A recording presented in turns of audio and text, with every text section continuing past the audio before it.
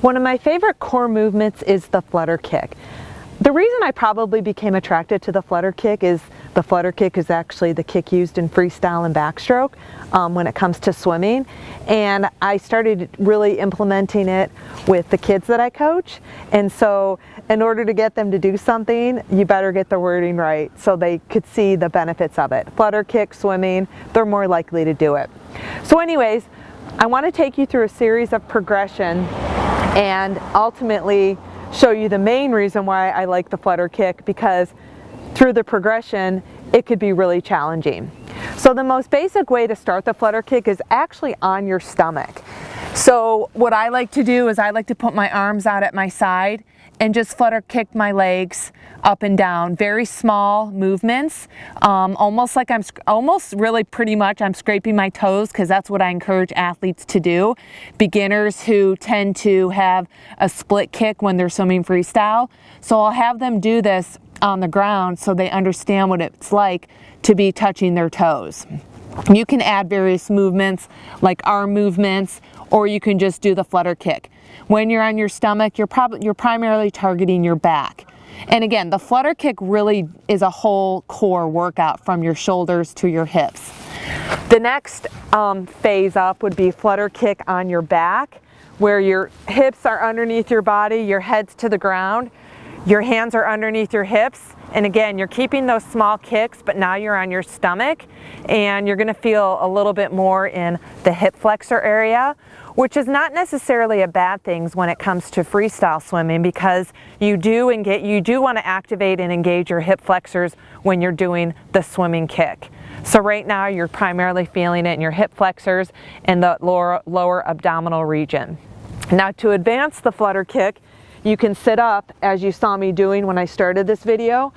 As I'm sitting up, I'm still supporting my lower back a little bit. I'm thinking about keeping my shoulder blades back and down my spine, and I'm just sitting up.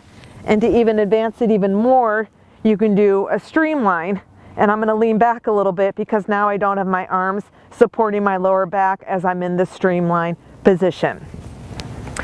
Next, when you start to use equipment, I have a ball and a Bosu ball. I have a stability ball and a Bosu ball. Next, what I'm going to do is put my legs on the stability ball and flutter kick.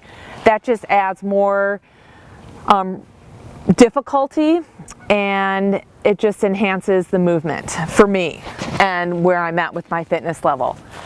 And the stability, I feel you're trying to keep your core stable. I feel a little bit of stability in my hips, and then I just flutter kick up and down. It is hard. That's why I like it.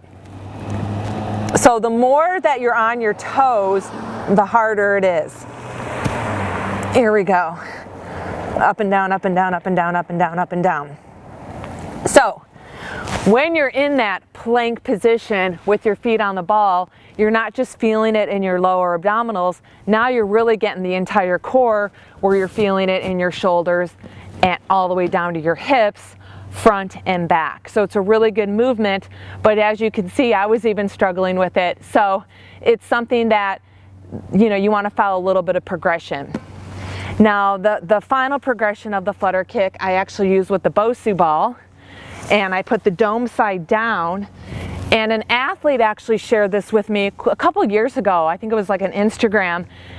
It looked like an age group swimmer was demonstrating this flutter kick, and he presented me with a challenge. So I now incorporate it into my regular weekly core routine that I do.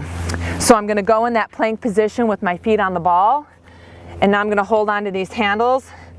My arms are on the stability ball. My feet, the tops of my feet are on the stability ball. My arms are on the Bosu ball, and I'm just going to flutter kick. I usually try to count to 50 and try to do 50 of them. And then I call it good.